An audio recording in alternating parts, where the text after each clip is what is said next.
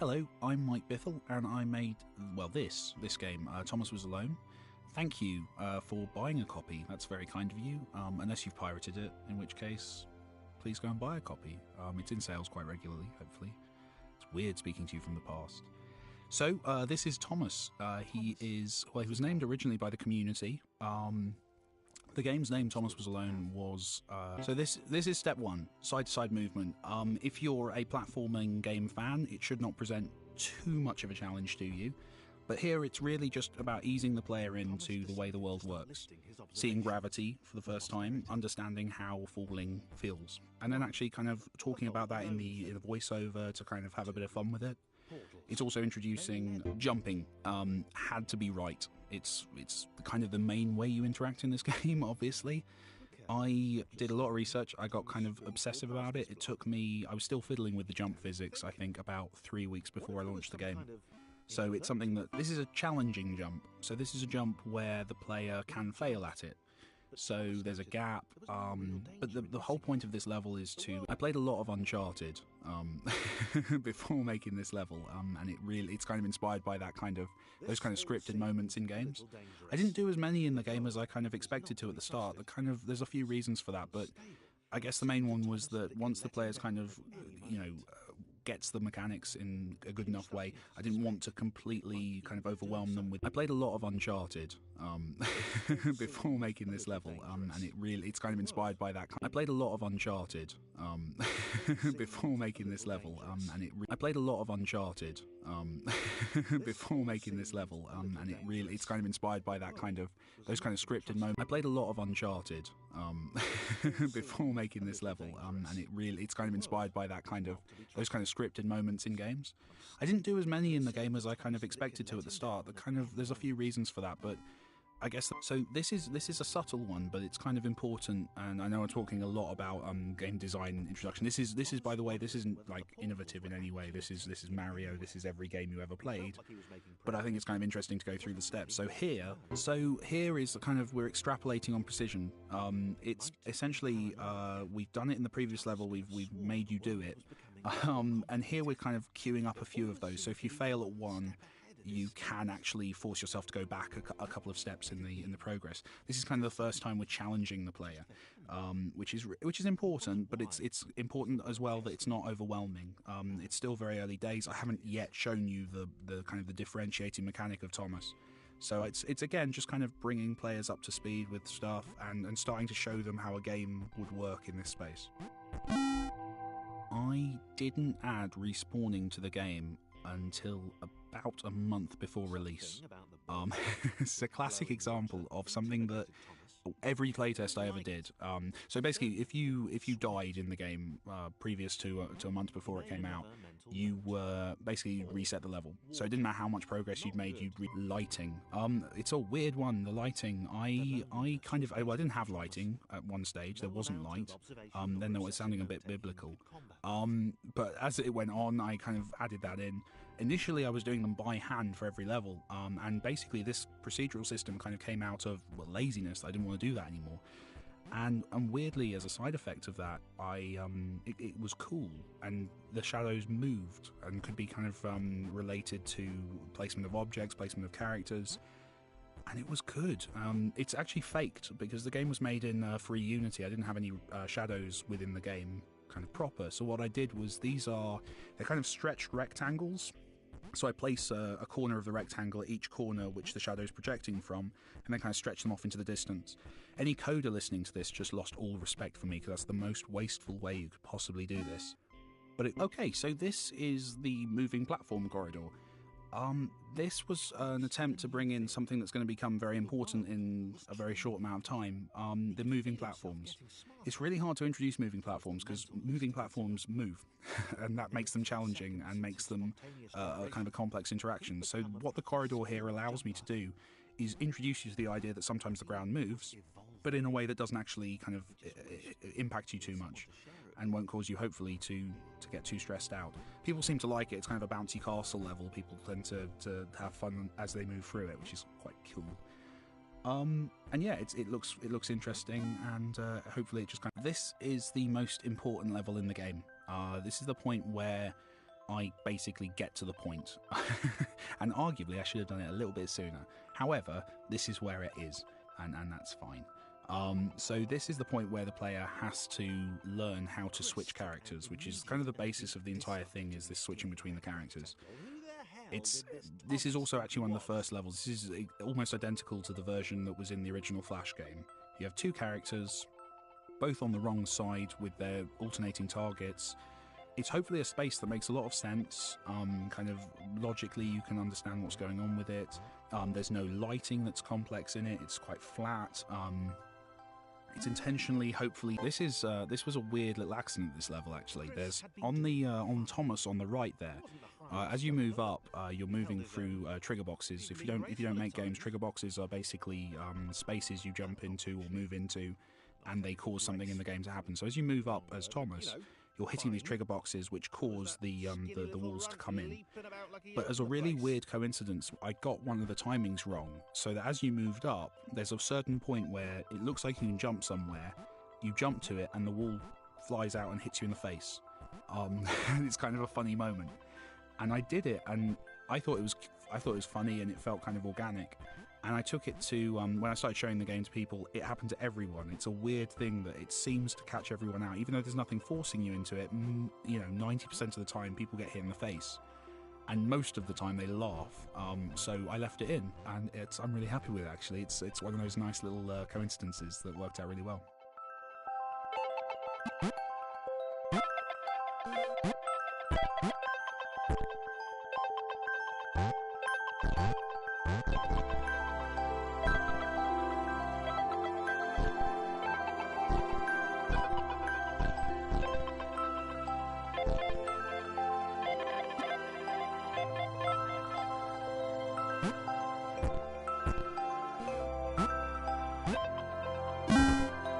Steps.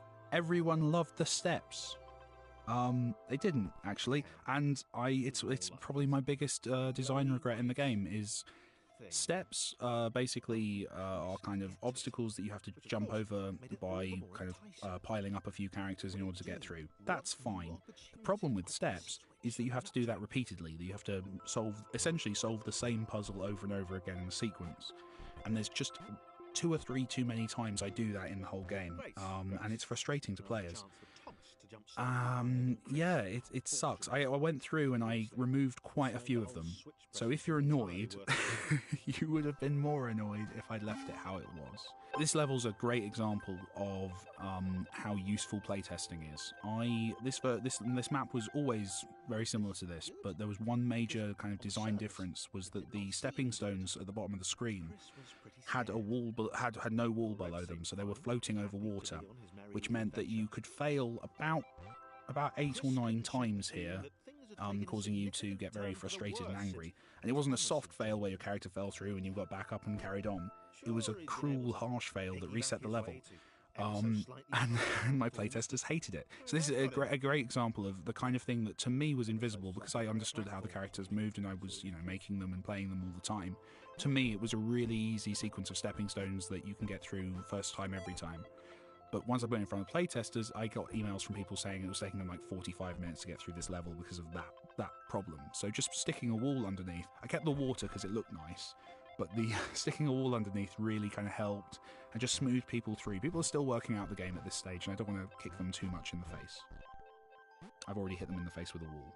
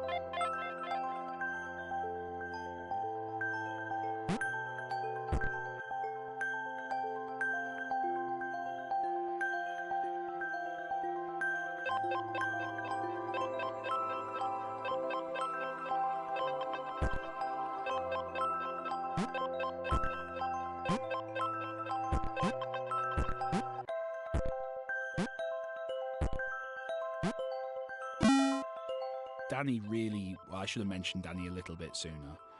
He just does so much. It's a long story that I've told lots of places, but basically I wrote the story for him. I was trying to find a voice that would suit the game, and I was a big fan of his writing and his kind of audiobooks and radio stuff and all the things he does. And I wrote the part kind of with his voice in mind. And then I tried to find people who could do it, and no one could do it. And then I got drunk and emailed him, and he said yes, which was a bit of a shock. So I'm really chuffed. He did an awesome job. He's been really cool with the game.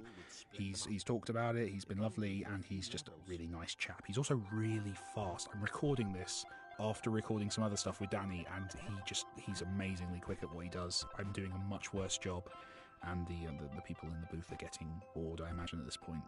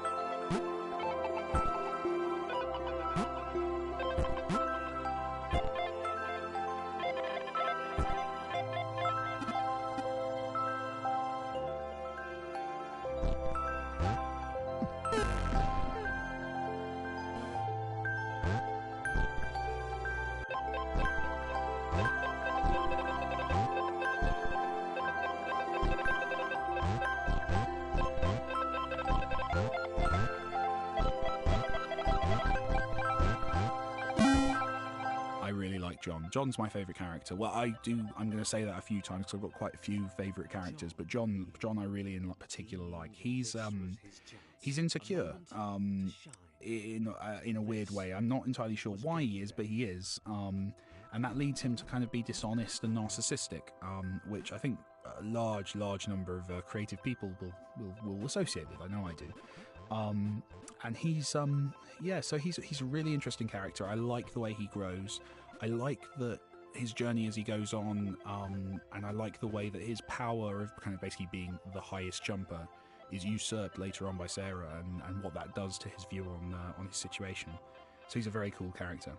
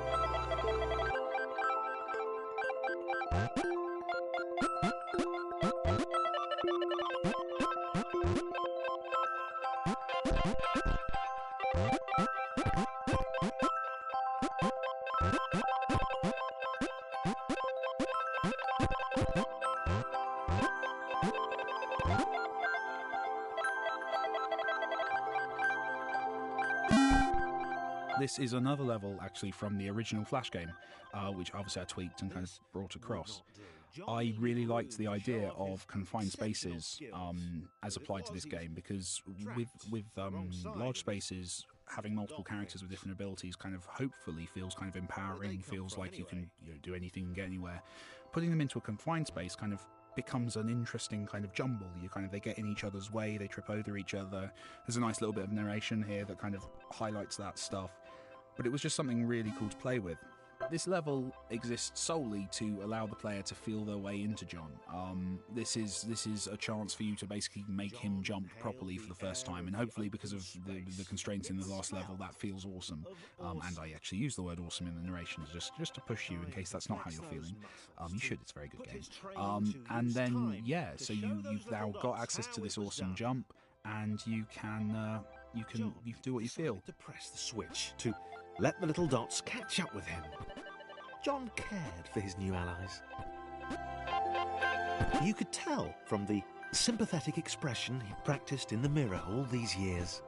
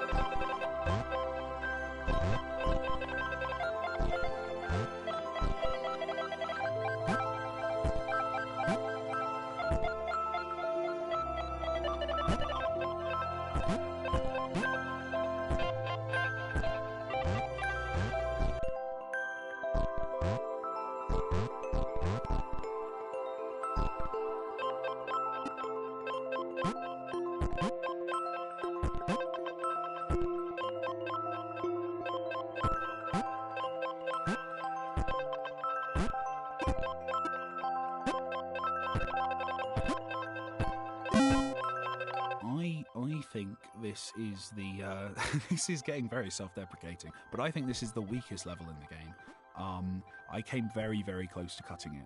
This is where the staircase repetition kind of becomes, well, boring. I did do a lot. I shifted things around, kind of varied the step sizes and gaps, and to add variety.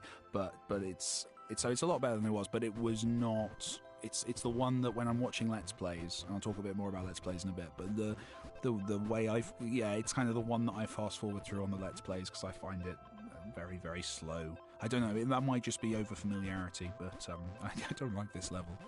Have fun with it though, and I'll see you on the next one.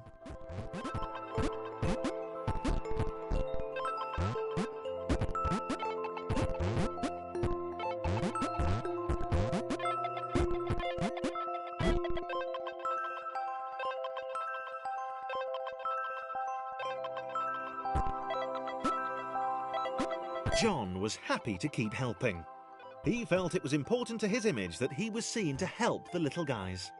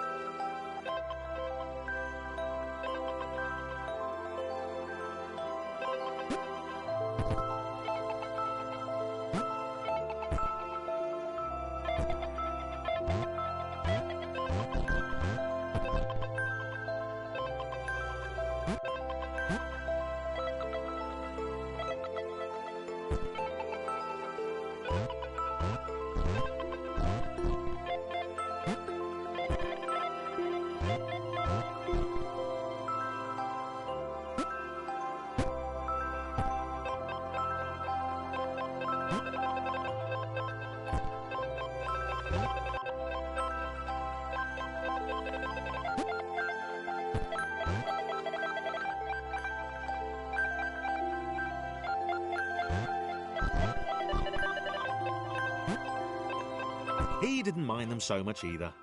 The red one, Thomas, had a charming way of applauding every time John jumped.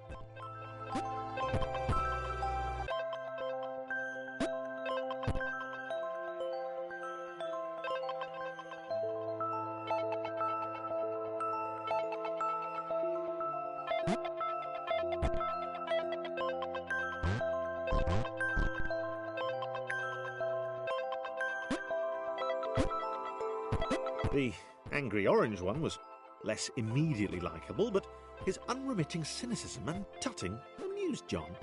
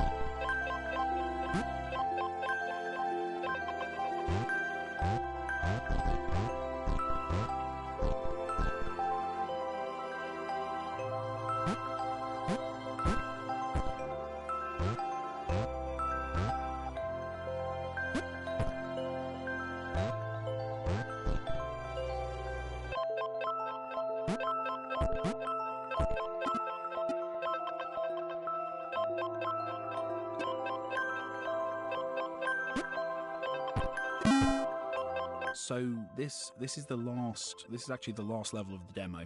So it's kind of important for that reason. But the kind of the big design lesson here, and you'll notice I guess like the lessons are slowing down at this point. But the big lesson here is that there's a temporary portal success. So previously all the portals have sat on a static ground. So you queue someone up, you queue someone up, you queue someone up. With this one, you have to finish this level by having Thomas falling through that portal. And it's hopefully it's kind of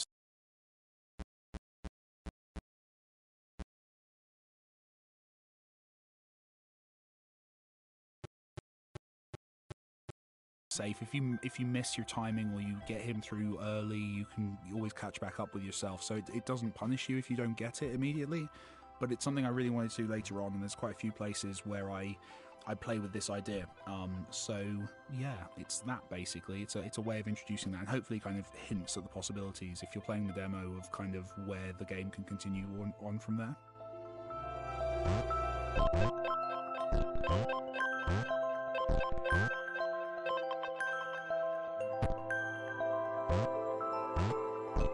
Maybe that's what the dots were for.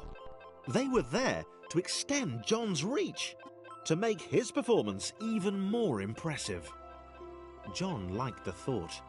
He decided to keep them.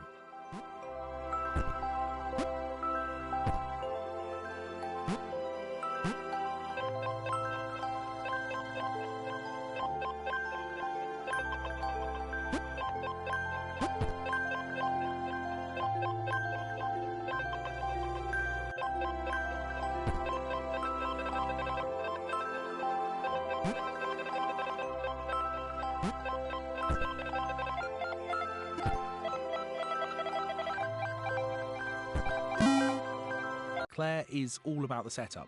To buy the fact that she actually thinks that swimming is a superpower, you kind of have to set her up before that as feeling weak. And Claire's not weak. She's not a weak character. She's not rubbish at jumping either. That's something she says. She's on a par with a lot of the other characters. But that insecurity hopefully kind of warms you to her, and you're with her at the point where she realises she has that superpower. You feel excited because you want a nice thing to happen to that character who you kind of had a, not pity, but kind of a sensitivity towards. What's really interesting with Claire is in a lot of the reviews and the kind of the chatter about the game that happens online, people say that Claire is fat and that she's insecure about being fat. Which is really odd, because I never thought of Claire as fat. She's big because she has to carry characters later. That's the kind of a design concern. And at no point does the script mention her weight or even that she has a physical insecurity. And that's kind of weird and odd, but it's also absolutely awesome, because if players are kind of coming to the game and placing these meanings on it. So exactly the same way as with John, I kind of really enjoyed the idea of introducing a swimming character and then having a level that you